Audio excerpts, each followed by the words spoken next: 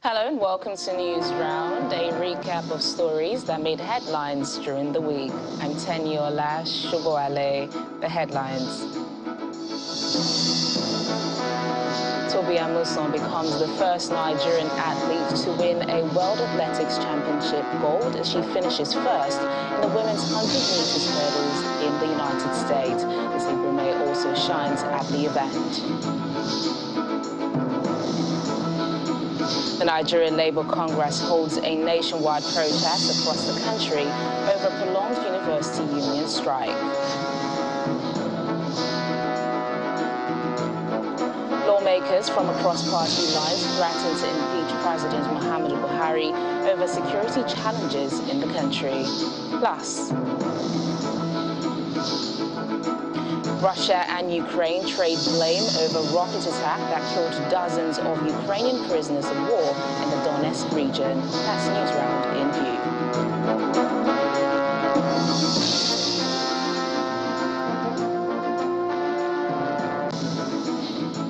We begin News Round with some exciting news in sports, where our own Tobi Amusan ended Nigeria's long wait for a World Athletics Championship gold medal. And another athlete, ASUU Brume, also put a sterling performance in long jump.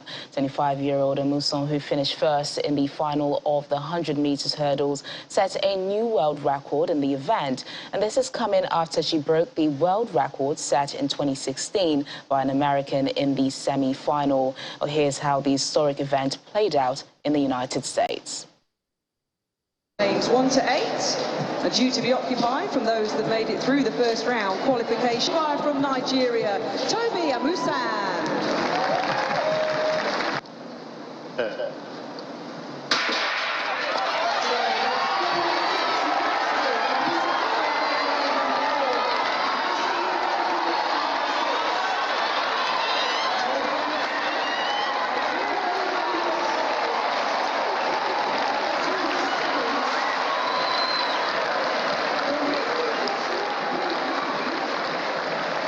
The new athletic sensation, Tobi Amusan, records an upset, first in the semi-final of the women's 100 meters hurdle of the World Athletics Championships.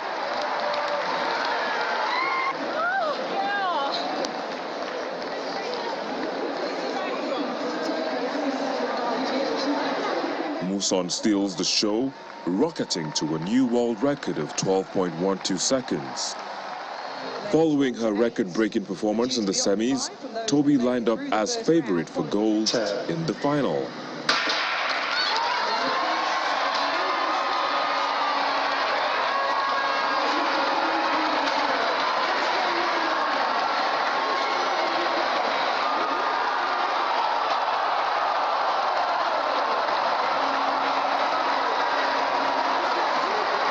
She wins gold in what was initially announced as the world record 12.06, although excessive wind speeds meant her time was ruled out.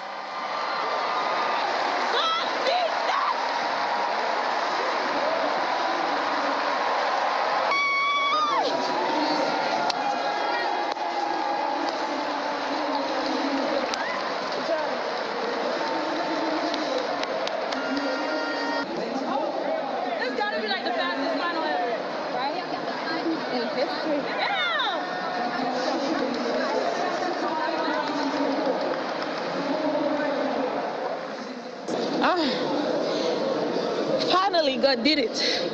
I'm so thankful to be out here, you know. It's been a journey. I couldn't be more thankful to the man of God for keeping me healthy and be able to, you know, showcase my talent, and I'm just thankful. Nothing is impossible, you know. I worked really hard, I trained really hard. It was just long due, and, you know, God showed up today, and thankful. For Tobi, third time is a charm after making the semis on her debut in London in 2017 and finishing fourth in Doha 2 years later.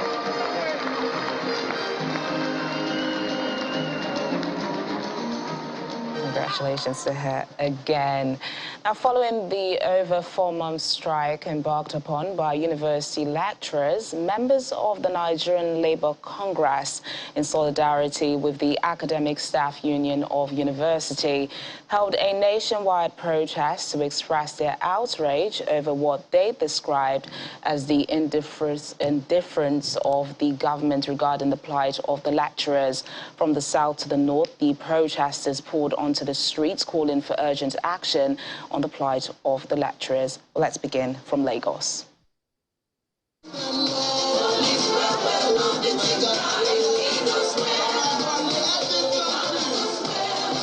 It's been long coming.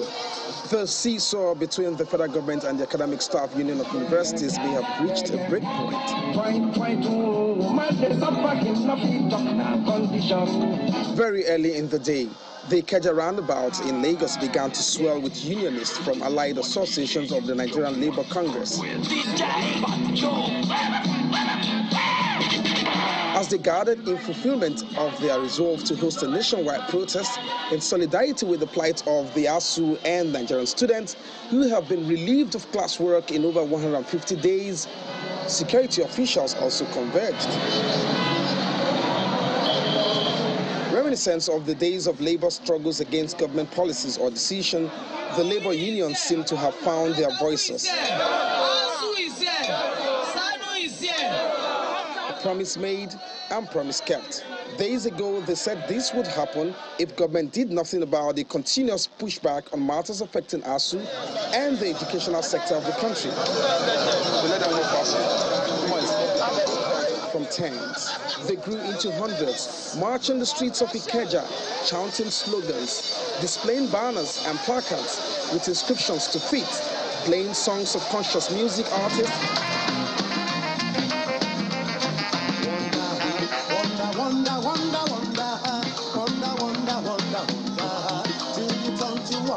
As expected of such outings on a busy central business district area, it did cause traffic, but one that did not agitate affected motorists. I wish I could have a place to park. I would join them. Do you understand? Because I think we have gotten to that point that we can no longer hold it. Do you get? Even the so-called people that are supporting this president, what is going on, they are feeling it. From Allen Junction, where Mr. Falana made a surprise appearance and joined the rally, it's an onward movement to the government house, where they met some initial resistance from policemen. After prevailing on them to see the struggle as a collective one and for the common good of all, the gates were eventually flung open.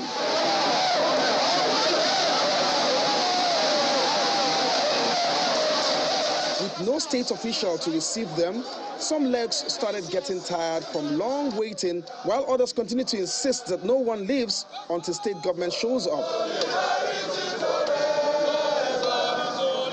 The government finally shows up to receive the letter of demand. To end the current strike so that our children can go back to school. Thank you once again for leading a peaceful protest in Lagos State. I'm sure that when the governor comes back, he will attend to every single matter that is here in accordance with the powers that he holds as the state governor of Lagos State. After a session of presenting and accepting the document, they started to retreat, but leaving some ultimatum for the federal government. Our statement is simple. This is just a warning protest rally. If the government fails to conclude all the negotiation and agreements with all the workers in our tertiary institution within the frame of 2 weeks that they have promised that they will conclude it, then NSAS will be a child's play in the country. We must get the president pressurized to address the problems of the country before he rushes back home. And if he's tired, as he is saying, we urge him to go back home and rest and take care of his health so that this country can be allowed, to return to sanity. Right now, there's no governance in Nigeria. And that is why you can have a strike in the university system for 5 months. It's unacceptable. There are a few days left of the 2 weeks window laid out by the government. Two scenarios are likely. It's either ASUU returns to the classroom or starts preparation for that, or unions will move against the federal government. It's not difficult to tell the options many would want to see. Olu Phillips, Channels Television News. And in other parts of the southern and northern parts of the country, the protesters also converged on strategic locations across the state capitals to press home their demands amid calls for better management of the university system.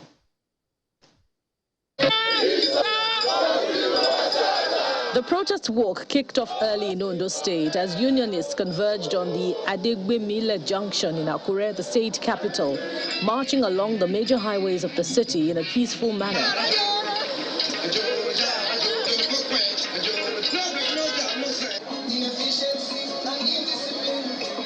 In Ogun, protesters turned out in their numbers as members marched through major streets in the state capital, Abeokuta, demanding unconditional implementation of the agreement reached with members of the Academic Staff Union of Universities. It was a similar scenario in the southeast, with members of the Ebonyi State chapter of the Congress, along with leaders of affiliate bodies, marching from the Congress Secretariat through major highways of the state capital, chanting solidarity songs.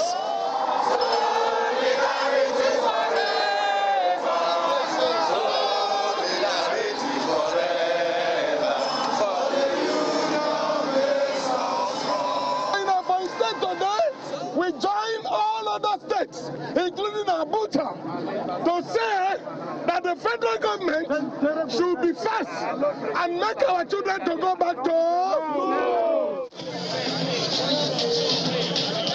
And it was carnival-like in Cross River State as members of the NLC marched through the streets of the capital, Calabar, bearing placards with inscriptions signaling their demands. President of the state NLC criticized the federal government's handling of the issues. We are aggrieved, and the NLC has asked, the national body has asked that everybody should come out and support ASUU in order to compel government to ensure that our children get back to school. That is why we are here. The labor union also turned up in Enugu State, converging on the Enugu State House under the watchful eyes of security operatives. In the north, officials of the Nigeria Labour Congress NLC and their members take to the streets to identify with the striking members of the Academic Staff Union of Universities.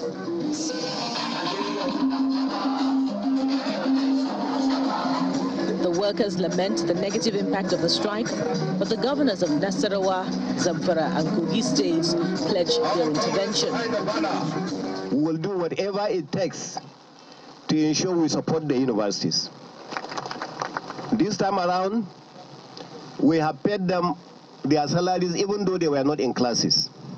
There are some states that said that ASUU will not be paid as long as they were not there. I informed the management that as long as you have the money, we will continue to give you whatever it is that we are giving you. For them to make this rally, I'm not saying anything bad about it.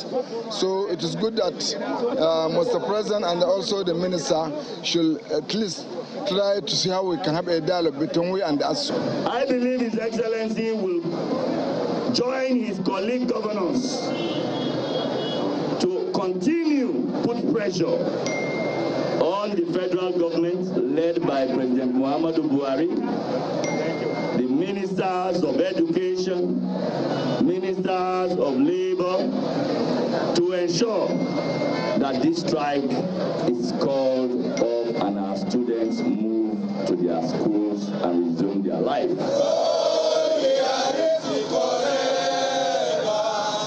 In Taraba State, the protesters were barricaded when they approached the government house. However, they succeeded in tendering their protest letter to government officials, while their counterparts in Maiduguri and Adamawa blamed the protest on non-implementation of signed agreement.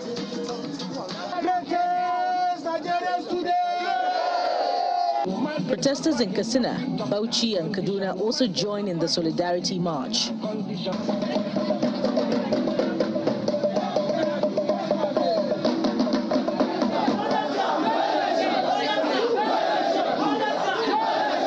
The demand by the Nigeria Labour Congress NLC during the solidarity protests with members of the Academic Staff Unit of Universities, however, received a boost from the Benue State government, which pledged to work with other states to interface with the federal government for an early resolution of the industrial action. When News Round returns, senators across party lines issue impeachment threat to President Muhammadu Buhari. More details in a moment. Please stay with us.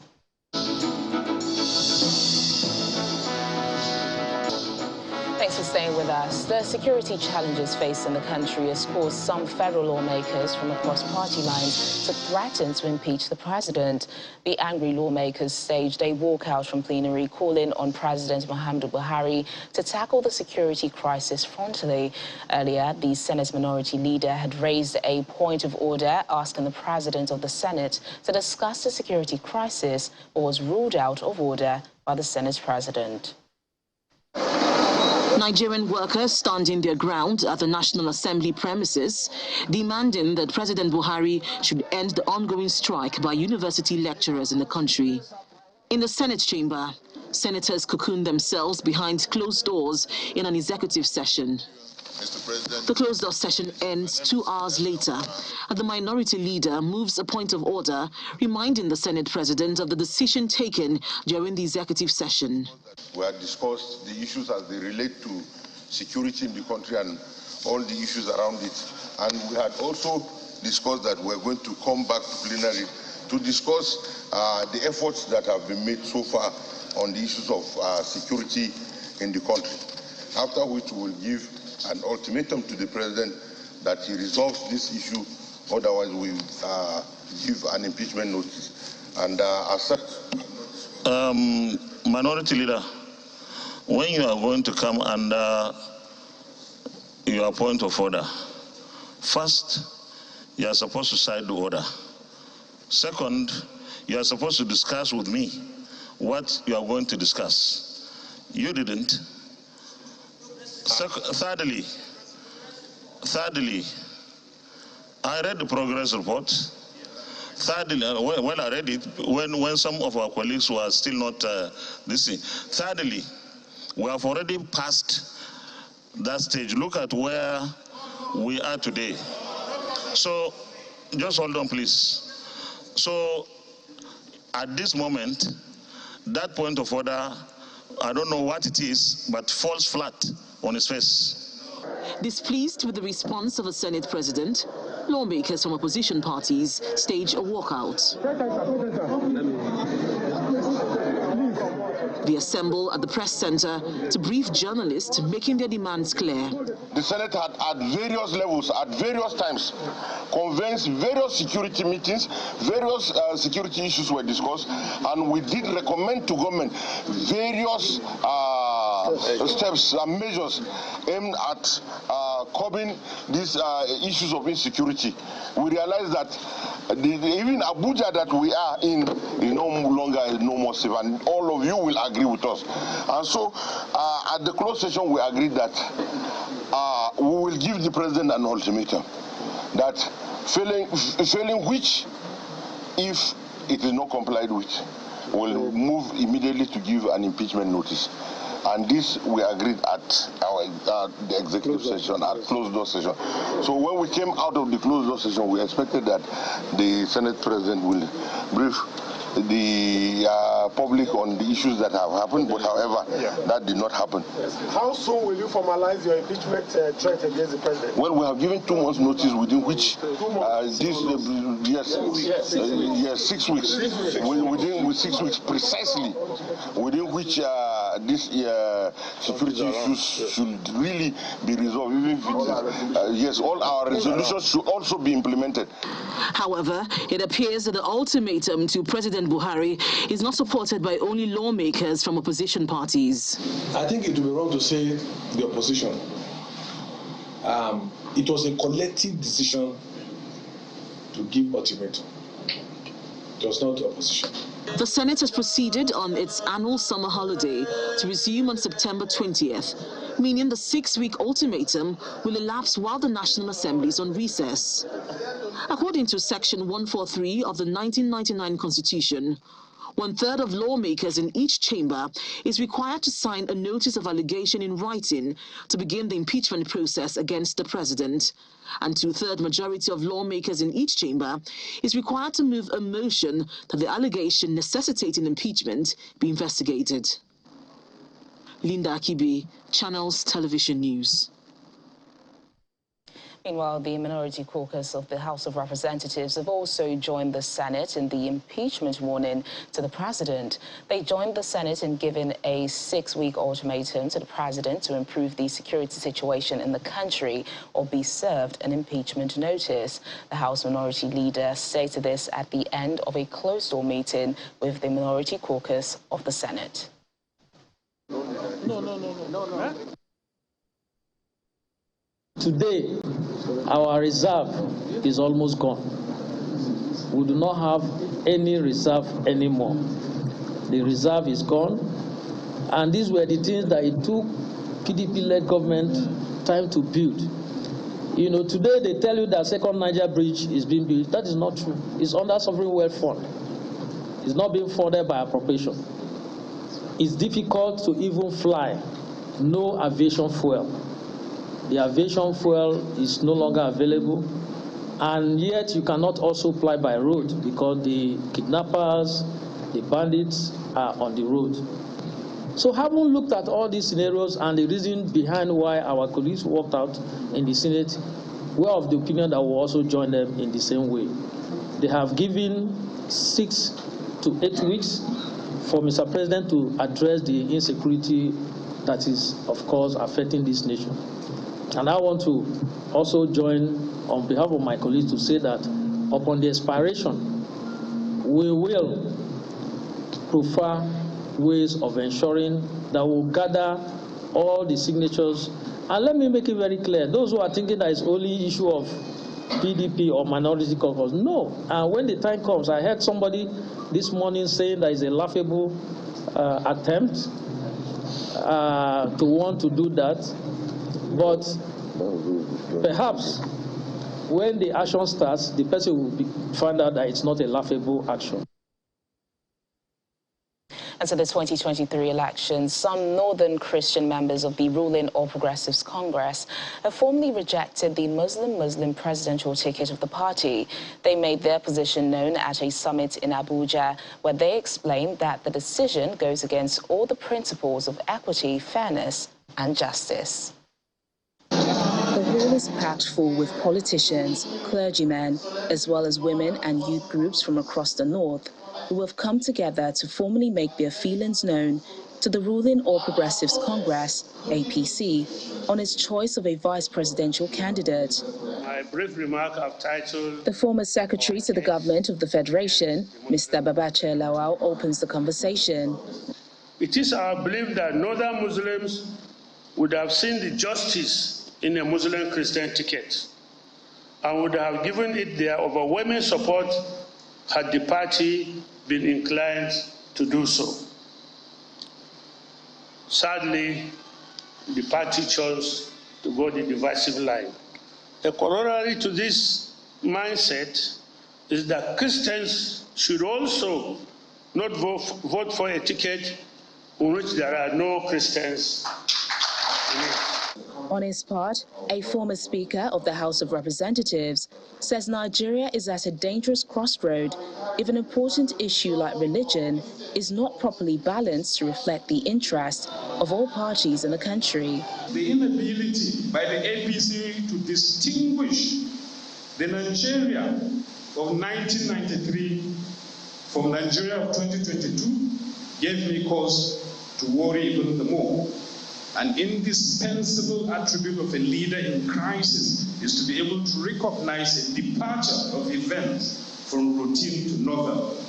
The inability to spot an inflection point in moments of gripping visceral fear across the nation represents an irredeemable, fatal error of judgment on the part of the presidential candidate. There has never been a time in our history that we are as divided Tinubu has been head-bent on trying this Muslim state. Atiku Abubakar said that Tinubu approached him in 2007 to be his vice president. Atiku Abubakar rejected. Tinubu tried it with Buhari in 2015. Buhari rejected it. Now that he is the boss, did it. He will see it from the heart of Nigeria. Nigerians say, not division, and this is division. At the end of the day, all at the summit resolved that Christians in the north have a right to decide not to vote for a presidential ticket that does not take into consideration their interest.